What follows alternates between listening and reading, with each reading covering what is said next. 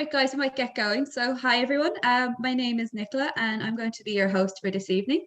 So, thank you to everyone for taking the time to join us this evening for this seminar that has been very kindly supported by SuperValu. So, tonight's seminar is part of an AsIAm SuperValu webinar series that we're running in partnership with SuperValu throughout 2021. So the topic tonight is autism and socializing with a focus on children.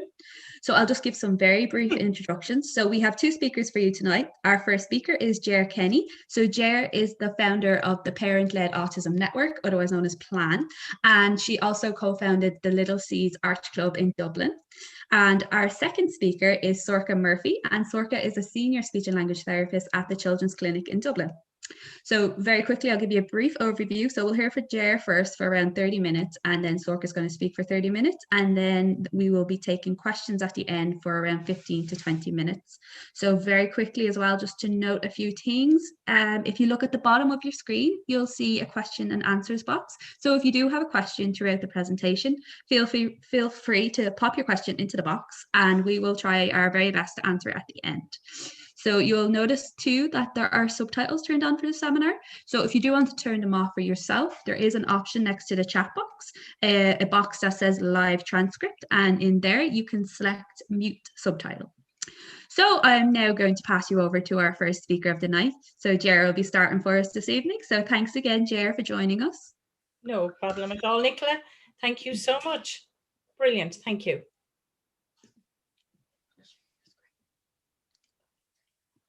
Now I'm going to share my screen. I hope you can all hear me, and I hope you see me. Yeah. Yeah, that's grand. Press play. And away. See that perfect. Thank you. Is that okay? Lovely. Yeah, perfect. Hi, everyone. This evening we're going to talk about the story of Little Seeds. Good evening, everyone, and you are all very welcome. I'm going to tell you the story of Little Seeds, a social club that myself and my friend Rosaline set up. It's a very special club in every way, a safe and fun environment for autistic children in Dublin 15, a place where they belong, are not judged, make friends, and right from the start, they are all part of our Little Seeds family. So just to give you just a little overview, a little bit about myself, starting Little Seeds, summer in Little Seeds, and the dreaded COVID. So my name is Ger Kenny, and I have 3 children. So I've Aisling, she's 26, Shane is 23, and my youngest son, Mark, has autism, and Mark is 19 years old. So Mark had no friends, and as he got older, I could see how socially different things were for him. You know, his siblings had friends, but he didn't, and he was okay about it, but actually bothered me quite a bit. He had no birthday invites from children in his class, and no children on his road ever called for him to play with them. So as it got older, you could see the gap widening between him and his peers. So back in 2013, when Mark was 12 years old, I was at an OT class with him, and I got talking to another parent, Rosaline, and in our chat, I had said, it would be great, I said, if we had a social club or something. Rosaline was a girl who I had never met before, and just, you know, from meeting up at the OT classes like that, we got talking. And, you know, we really clicked from day one. We both run Little Seeds, and we do get on like a house on fire. Though, of course, she'll probably tell you that I have a tendency to gallop along with an idea that I have, probably just like an excited puppy, you know.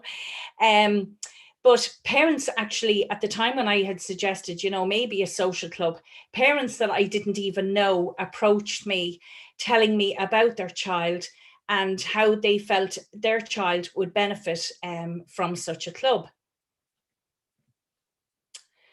So, of course, I went away, had the idea, and I was thinking, God, could I do this? You know, I'd never actually done anything like this before. But I thought then, you know, I said, Mark is my youngest. Perhaps I did have the time to put into setting up a club. And so the seed was sown in my head, and Little Seeds Arch Club started on the 16th of October 2013 with just 7 children. All the children in Little Seeds have at least a diagnosis of autism. We decided to affiliate to ARCH, who are the umbrella group for children and adults with special needs in Ireland. So we pay them an affiliation fee every year. We pay it to ARCH for the insurance and use of their charity number.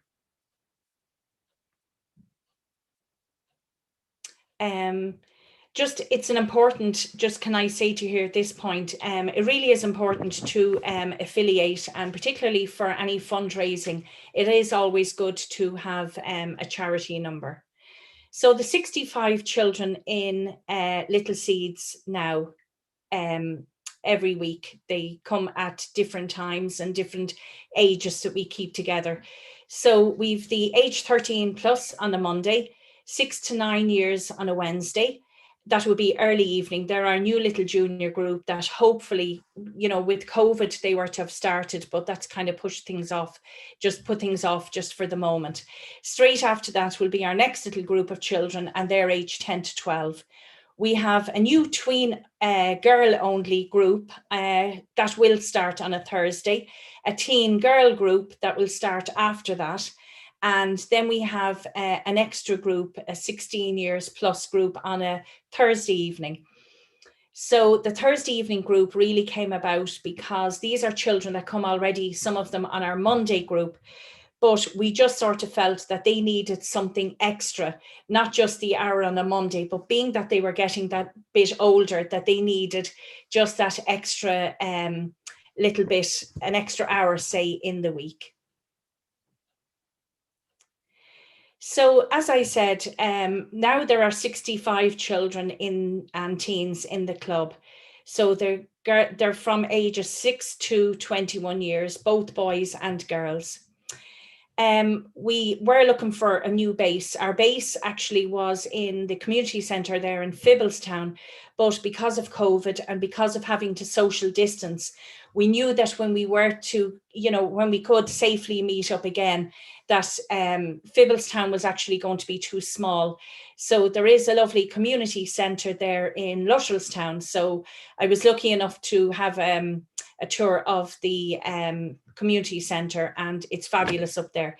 So when we need to and when we can get back safely, we can hire out meeting rooms there, and there's a fabulous school hall that we can use as well. So a parent stays with their child for the hour, and this has brought about great friendships, not just for our members, but actually for our parents as well. And this really, really has been so important, to link in with other parents that are going through, that they have a child with autism, and, they understand where you're coming from and they get it. The excitement, when your child does something new is great, and parents can really relate to other parents. So professional input, we employ professionals to help our children, such as occupational therapists, autism specialists, and we have a yoga and wellness instructor. So we really are lucky with Little Seeds that we have a great little team of professionals that have been so good, and they really help our children along the way. We focus primarily on life skills, living skills, social skills, mental health and well-being, all of which are so important to our children. Probably back in the beginning, we did really see ourselves as a social club, but as time went on, with the year passing, with 2 years passing, we could see the older the children were getting, that they really needed help with like the basic life skills and their living skills. So we really have become more than just a social skills group. And like I said, mental health and well-being is so important to our teens. So activities. Activities are planned in advance. Kind of, we like to do perhaps a term to term. So hopefully if we can get back together, perhaps by September. we will have some activities which will include OT exercise class, learning to cook, crossing the road, traveling on a bus, understanding money, stranger danger, personal hygiene, fire safety, drug awareness, horse riding, perhaps that'll be over the summer, actually the summer months, yoga and wellness, learning to shop, bowling, cinema and restaurants. Lego therapy is something new that hopefully we will start with our new little junior group. Visit to Butler's Chocolate Factory. Well, we have tried, last year, obviously with COVID, we had hoped, we didn't realize obviously, how serious COVID was going to be. And we did have a visit planned to Butler's Chocolate Factory, which is a lovely little outing for our children at Easter time. So you know what, hopefully next year that we can get back there again. A sensory panto, that has become, in the Helix, that has become a real annual favourite among our children. The Helix are very good to have a sensory panto, and like that, like I said, it happens we go there on an annual basis.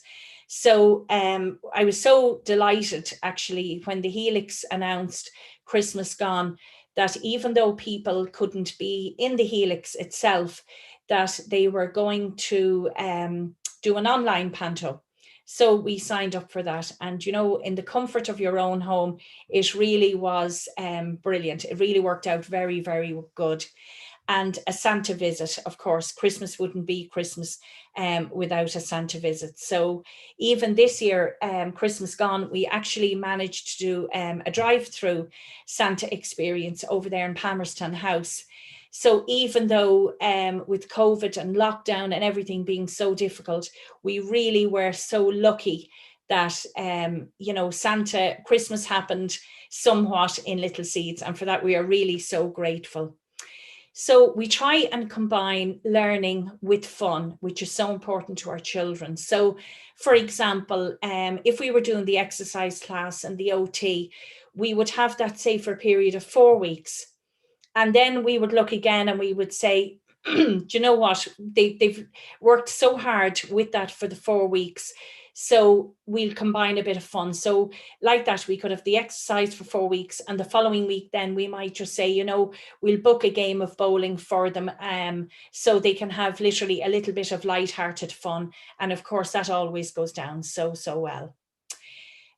We celebrate our members' birthdays, and this is really a pure joy to have. It's like I've adopted an extra 65 children.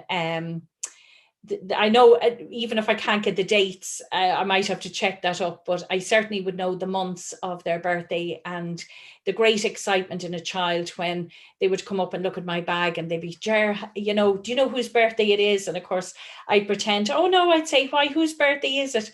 Oh, Ger, you didn't forget my chocolate birthday cake, did you? So there's always a special cake for the children, and a voucher for the cinema.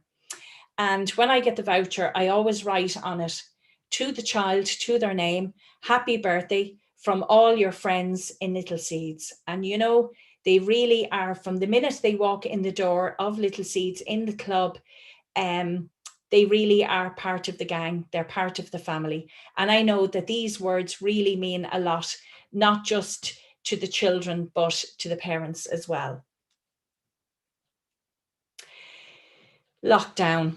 The dreaded lockdown. Oh my goodness. If I had known back then, how long, like I suppose us all really, we stopped Little Seeds obviously last March there when the schools did, and we went into, say, the first lockdown. So we haven't been able to meet as we would normally, like that, with community centres and everywhere closing. And that of course has gone on now just over 12 months. So we had to organise activities virtually, and this really has been fantastic. We now have a baking class or a cookery on a Monday through Zoom. Usually the class is taught by one of our club members, which has been great for their organisational skills, great for their confidence in the kitchen, and so important, that life skill to have. last October, Rosalie and myself were having the chats, as we do, and we decided that we would organise a 26K walk or cycle. It was a challenge over 4 weeks. So each family did the 24K together. So they could go out and maybe do 2K, then 2 days later go out and do another 2K. And what we did was we set up a WhatsApp chat between us. So the parents were taking pictures of them out just in their family unit, and they were within their 5K. So they might just track their child's movement and post it and say, oh my gosh, my child did, you know, say 2K on their bike. And you know, just the excitement of, you know, being out and about, the fact that there was a little challenge for them was just really great, really enjoyable. And in fairness to the children, they went out when October time, I mean, you're talking dark evenings and cold and wet, and they just really embraced it and really took it on board, which was just lovely to see. So I would have set up a WhatsApp chat between the members, and like that, parents posted a photograph, and it was lovely, like I said, to see. So that was 24K that families say did together gradually over the month. So I would have a lot of contact in a good way with the local Gardaí. So I got onto the community guards and asked them if they would be available to present medals that I bought, some goodie bags to our members, you know, just as a little incentive and a little reward for what you know, for how well they did. So this challenge was really, really good for mental health and well-being. And like I might add here at this stage that, yes, the Gardaí did come on board, and up to Catherine's Park we went, social distance, did our 2K, and it was lovely, a lovely, lovely morning. So that kind of set the bar really for, okay, that was that 26K challenge, and that was finished. So we kind of thought, okay, what next? What other challenge, competition, whatever we could do next? So next up actually was a photography competition. When our members went out for a walk, they took a photo of anything they liked. So again, they're out in their family unit and within their 5K. All entries were posted by the parents on our WhatsApp chat. So we narrowed it down to our favourite 12, Rosaline and myself. And then the Gardaí chose the winners, the winning 6. And we posted out, we were able to buy plaques online and vouchers in the post office. And we posted them on then to the winners. So that was another lovely competition for our members. So next up then we had Little Seeds Gets Creative. So our members baked, painted picture, they wrote poems, drew a picture, and again we had our independent judges choosing the top 6. There was great excitement and great interest among our members. And not only has these little competitions and challenges been so good for our children, but the parents really have enjoyed looking at the fantastic work that our members were doing. So more recent, we had Little Seeds Got Talent. The children were putting on magic shows, they sang, they danced, they TikToked, there was little dogs, puppies doing tricks and so on. And again, we were able to buy plaques and vouchers were posted to the top 6 entries. And then the Jerusalem Challenge, my goodness, made famous in Ireland by the local Gardaí. So of course I was thinking, well, if the Gardaí are challenging us, well, sure, why not? So again, families, you know, took it on board. They played the music, the children, parents did the dance, and we posted then on our WhatsApp chat. And it was lovely. And, you know, it really was lots of fun. And I have to admit that, yes, I did take up the Jerusalem challenge myself. And probably because I said, well, Ger, if you're instigating this, you just got to do it. And, you know, it was just some fun. So like that, the videos were posted in our WhatsApp chat for everyone to enjoy. So it really was important for us as a club to keep Little Seeds going through lockdown for members and parents. There was no way, I mean, COVID, as obviously you all know, it's just been shocking, you know, how it has affected so many people and families and losing loved ones, that I just sort of felt, you know, we're coming up 8 years now in October. you know, as a club with Little Seeds. And really, I just couldn't let the club just slide for that length of time. It just was really thinking outside the box and how could we keep things going, and just so that the parents would really enjoy and have fun as well. So during the summer months, we organise outings to various different places. So as you know, guys, you've probably heard Dublin Zoo have reopened just this week. So hopefully we will get a visit in. You know, some of these activities are ideal for our junior members, and other activities are fine for our older members. So Dublin Zoo, Clonfert Pet Farm, Causey Farm, Newbridge House. There's a horse riding camp, you know, who knows, maybe we'll get to do it in the summer. Wall climbing, canoeing, explorium, and zero latency. And you know, we just can't wait to get going again. Well-being. With our 16+ group, these are a group of teens that meet on a Thursday. We really are focusing on their mental health and well-being. And we have therapists that work with our children. Again, like I said, we really are so lucky. The therapists have facilitated the 5 Pillars of Wellness program with our members and the Friends for Life program. And this is so good. You know, we did have a little activity going even there with a little project actually with our teens. And it was entitled, It's Okay Not to Be Okay. And really, we wanted them to open up, and, you know, particularly we could do this actually online through Zoom or Skype, actually, I think that group had. And we just wanted them to talk about their feelings and how lockdown was affecting them. And, you know, with a lot of the time with no school and that. So we really wanted to link in with them and get them to talk and to meet virtually with their friends. And that really has been so important for them. So our vision, particularly for this older 16+ group, employment. I mean, that is just the ultimate goal for us, for children, our children with autism. Employment for our teens is an important goal for us, even as a club. So during lockdown, I was thinking and scrolling through Facebook, and I just got the idea, perhaps we could set up a mini company, maybe printing t-shirts, or who knows, a future project for us. And by thinking of saving a mini company and perhaps printing t-shirts, there really is a little job for everybody. For example, taking orders, printing the t-shirts, packaging, posting, and all the monies made will be divided between them. So good for their confidence, working as a team, contributing and feeling very much part of society. And as well, I think it really ticks the box that they will see their peers at the age of 16 to 18, you know, the other people getting a Saturday job. And you know what, our children can as well. They really can. So something like this, you know, we can look into, and hopefully we will make that dream a reality. Fundraising.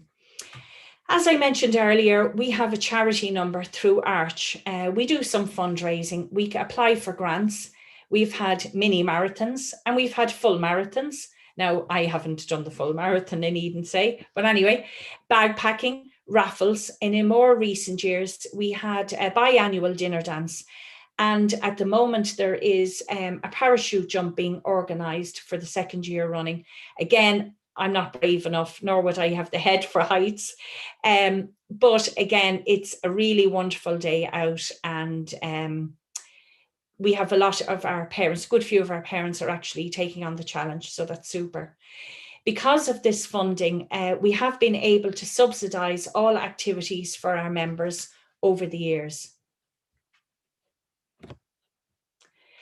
I hope by telling the story of Little Seeds this evening, it might inspire some of you to set up a social club in your local communities.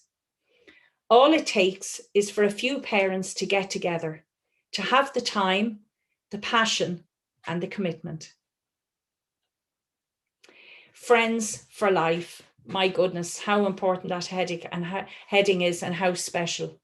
Now I can tell you, Mark has wonderful friends that he has made through Little Seeds. lads he has met as a pre-teen and has enjoyed his teenage years with. He is one of the gang. The same lads, I have no doubt, will be his friends for life. The end.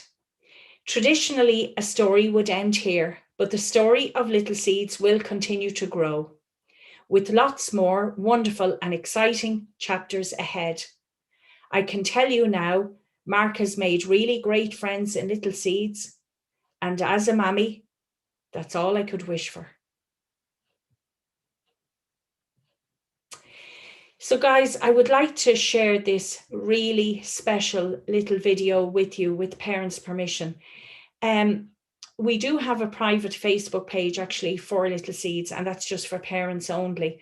But because of doing the talk this evening, with the, like I said, with the parents' permission, I just asked if they would allow me to show just a little snapshot, a little piece of what I've been talking about and what Little Seeds is all about.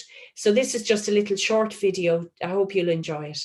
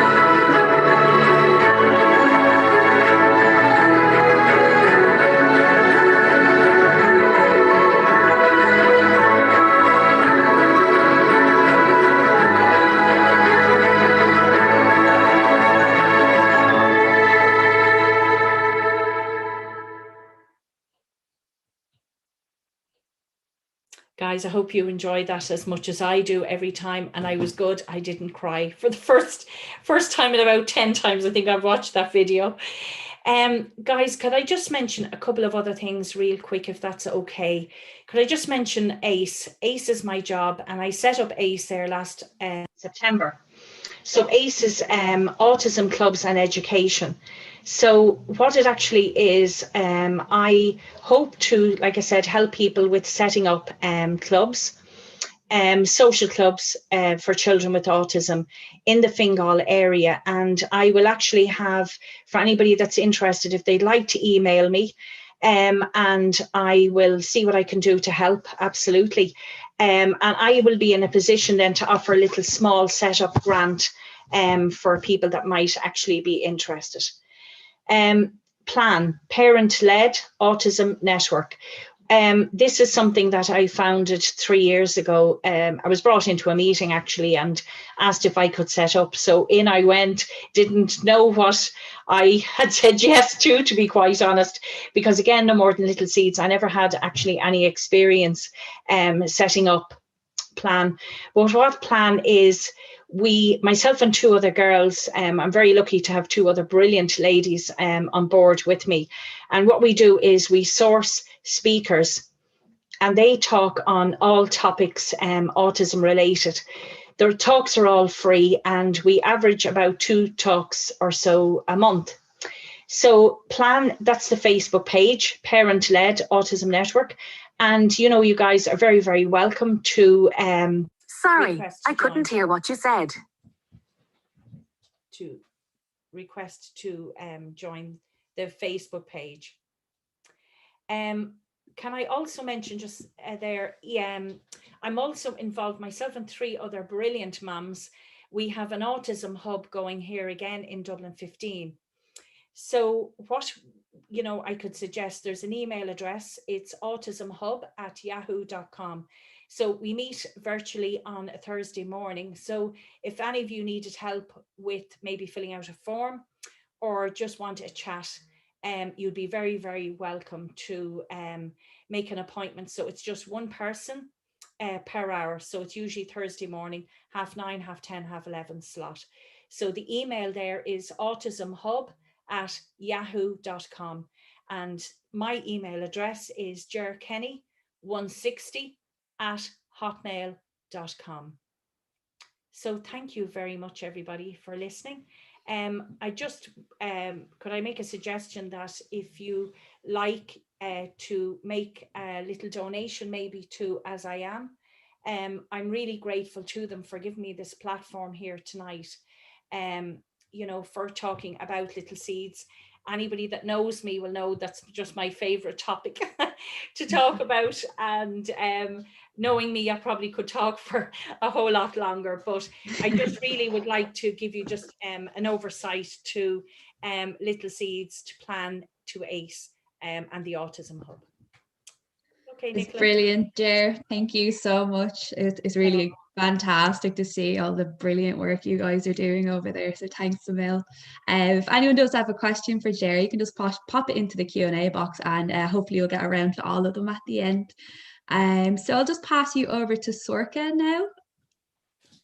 Whenever you're ready, Sorcha. All right. Hi, how are you? I'm just going to share my screen there as well.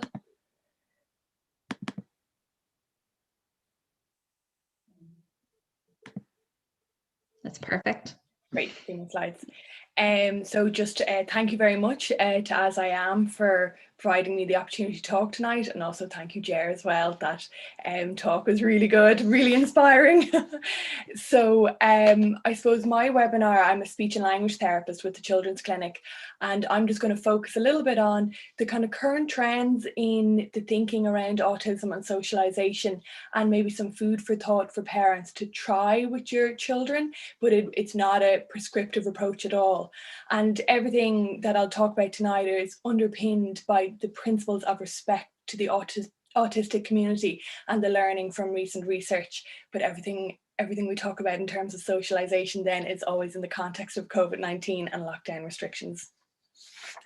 So just to start off a little bit about the language of autism. Historically, autism was known as a disorder, which had a very negative connotation, but we've really moved away from that, and we moved to person first language, so a person with autism. And then now we more focus on identity first language, so we might say an autistic person.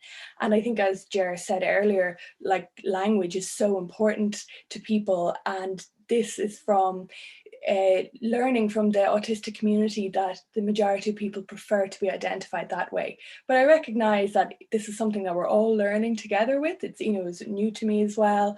Some people might be very familiar with this if they're, you know, very embedded in this research and the community, or for some parents, this might be a very new way of thinking. But it's just to flag, I suppose, that this is where we're going.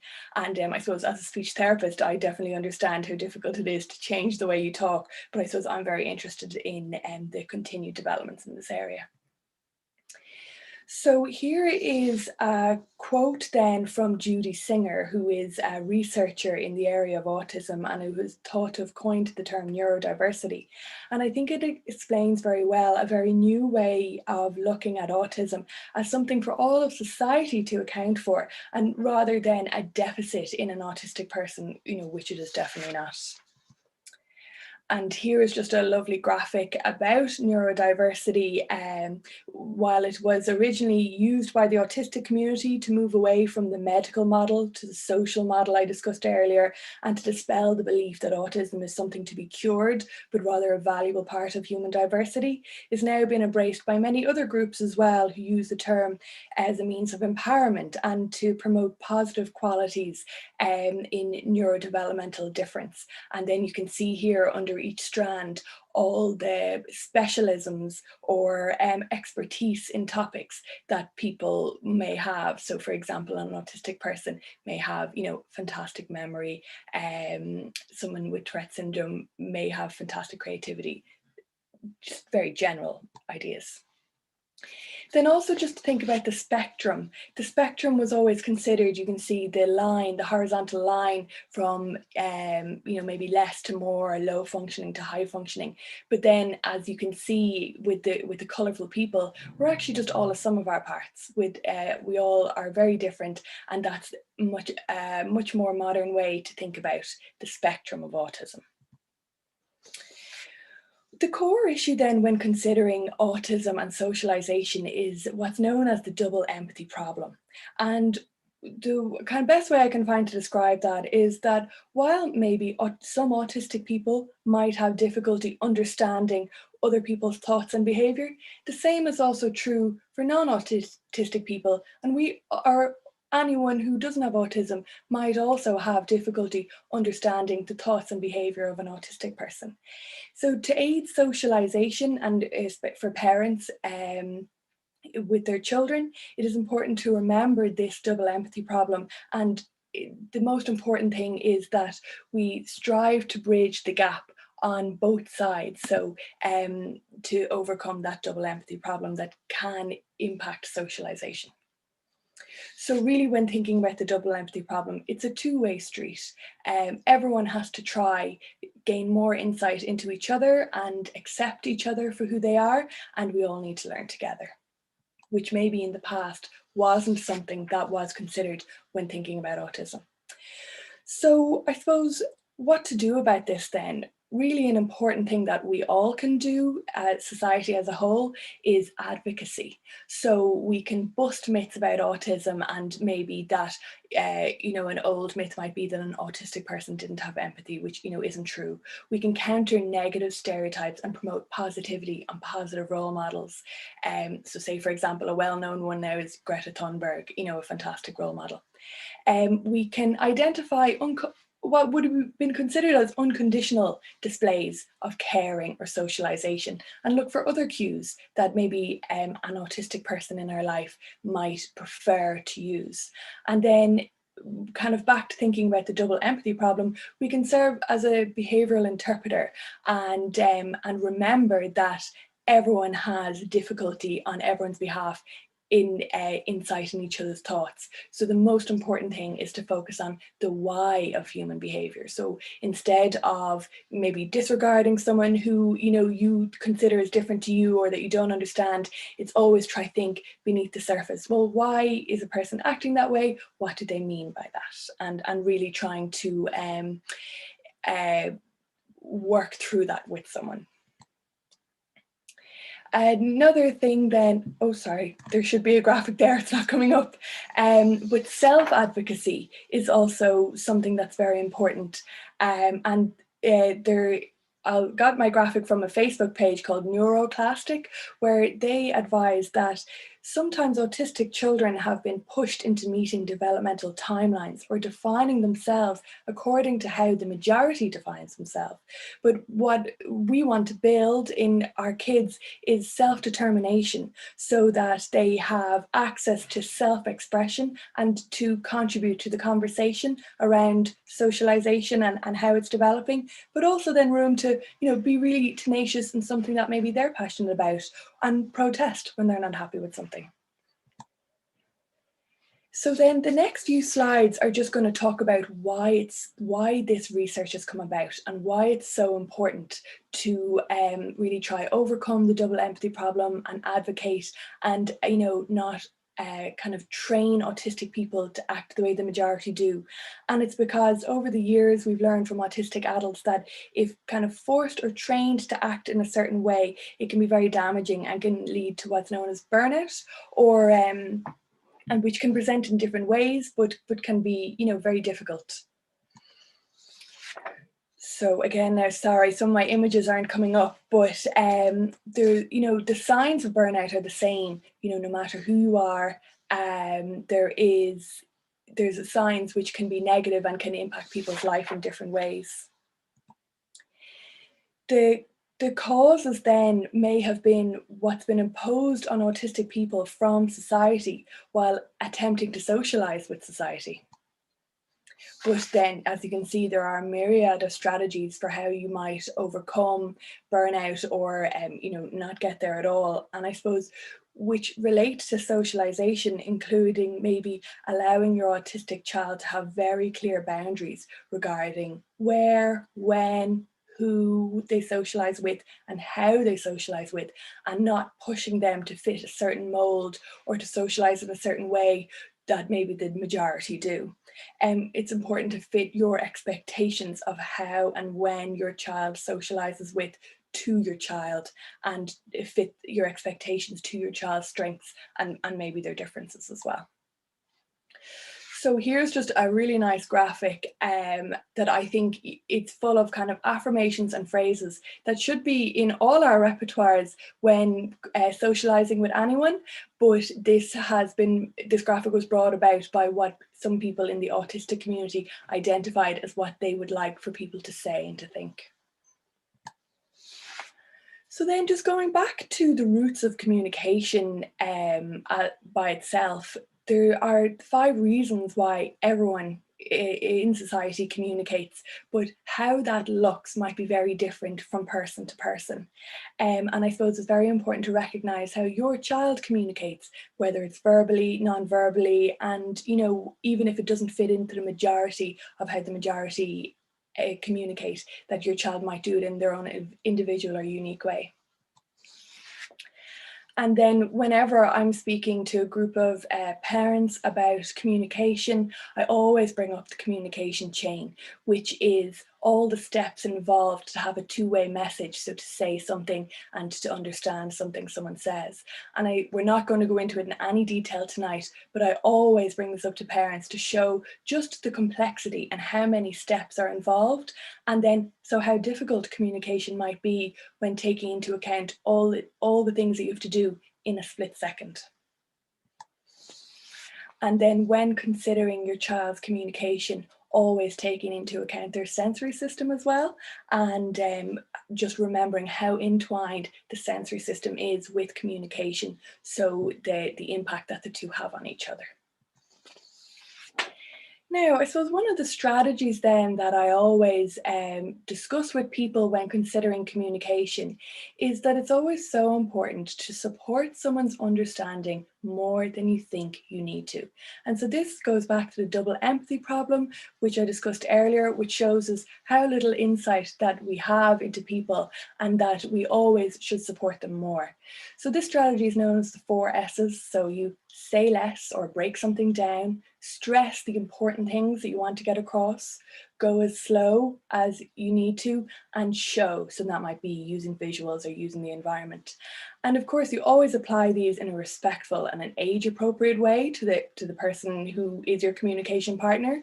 But that really the 4 S's are actually the hallmark of all successful communication.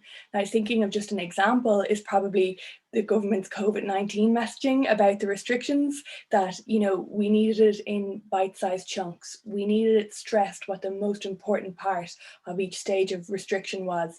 We needed it slowly explained to us, and we needed it shown to us in colourful levels of restrictions and big bright yellow messaging and that kind of thing. So always just applying it, these strategies, to the person you have in front of you. The other thing then that is really important to do, it's really important to think about thinking. And then with your child, it's really important to talk about thinking. And when thinking about other people's thoughts, these are, I suppose, the levels of things that we need to think about. So we need to understand that people have diverse desires, diverse beliefs, that seeing leads to knowing sometimes, that some people have false beliefs, and then some people have hidden emotions that they don't show. And I suppose the strategy here is just always talking about these with your child, exposing your child to them, and stimulating your child's thoughts about them, because it's something that as we go through life and encounter different people, that comes up again and again. I suppose just another quote from Judy Singer, which is a good one to keep in mind when we're doing our advocating that spoke about earlier and Ger went into as well, is that it's very important to remember this and to bust harmful and hurtful myths that maybe a person with autism lacks empathy, which again, you know, is just so untrue, as we all know.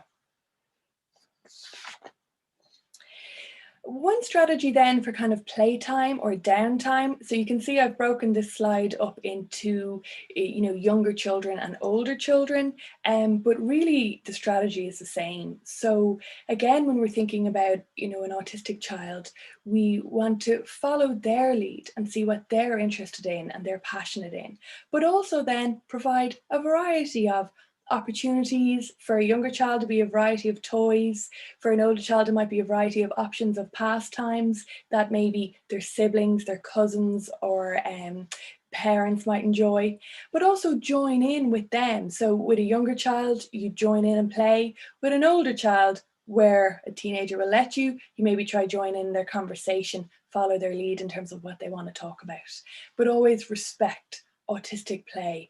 If it's something that maybe is different to what you would expect, that's okay, but join in and always just provide other opportunities and models as well. Try balance it. With peers then, for a younger child, if you're giving them an opportunity or a natural opportunity has occurred with peers, such as siblings, you'll step in and step out with maybe guidance, encouragement, suggestion, but also again, following their lead and respecting their choices. But you can provide different opportunities for different things that they might like to try. But always remember that it's okay to play alongside. It's okay to play in the way that is most comfortable for them, as long as you're happy that you've balanced that with some lovely opportunities. And then for an older child, what you might be doing is just providing encouragement, like Ger has spoken about earlier, maybe providing an opportunity that wasn't present before, and then maybe providing just some perspective on something, that was discussed with peers or occurred. Another strategy then that you could use with an autistic child when thinking about socializing is a social story. So again, going back to the double empathy problem and ensuring that everyone understands each other, because again, it's a two-way street. So a social story is a visual way of helping us understand each other. So we first outline a situation, and we can do it, drawing it or writing it or talking about it. We then explain what an individual might be thinking or feeling. So again, just provide some perspective on what everyone involved is thinking or feeling. And then we can give some suggestions on how to help everyone involved in the situation feel valued, and how everyone might participate in a way that's best for themselves. So again, another way of trying to overcome that double empathy problem. Here's just an example of a social story that explains that there are different ways that people like to chat. People do it in different ways, and here's an example for now, obviously a younger child, for how you might explain that. And again, with any strategy, you always diversify to the persons in front of you and what would be suitable for them and respectful to them. Another strategy then when thinking about socializing and your child at home is comic strip conversations. So what you do here is you represent a conversation or a situation in pictures. It can be like line drawings, or you can do it in simple writing either, depending on what your child would like. And what you're aiming to do here, again, to overcome the double empathy problem, is to add perspective into and the reasons why a certain person is acting in a certain way and our thoughts and feelings in a certain situation. So we're adding our own perspective, and then the person we're talking to, we're taking those so that we can better understand each other.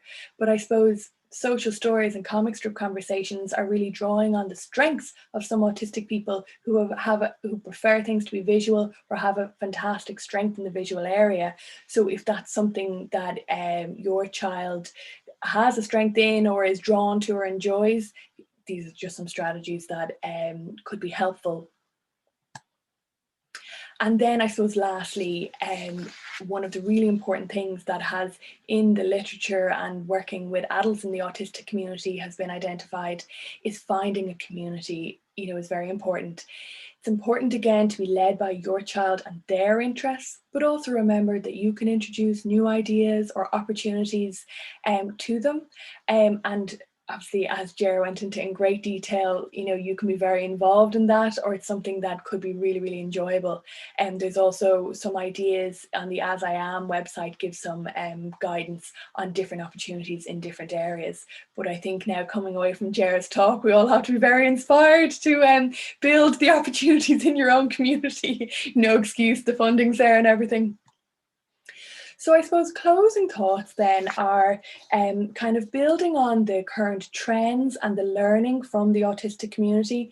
I suppose given just some ideas based on that and some food for thought for parents, but also for everybody. So under these imperfect circumstances, every family deserves respect for making choices based on a realistic assessment of their own resources and prospects. And I think the key word in that whole quote is choices, that the choice is there, and that we're really, you know, learning from the platform that has been built from AsIAm and from all the literature around where to go next. So here's just some lovely examples of some first person perspectives that you can either read or you can watch on YouTube or TED Talks from adults in the autistic community, and there's great learning to be derived from them. And then here's just some useful resources from websites and Facebook pages and programs and my resources. So I just wanted to say thank you again so much to AsIAm for the platform. I learned a lot from the special interest group of speech and language therapists with autism, and also the clinical director of the Children's Clinic. Thank you very much. Thanks so much, Sorcha. Massive thank you to both our speakers, Ger and Sorcha, for taking the time to join us this evening. And a big thank you to everyone else as well for taking the time this evening. We really appreciate you guys. So we're just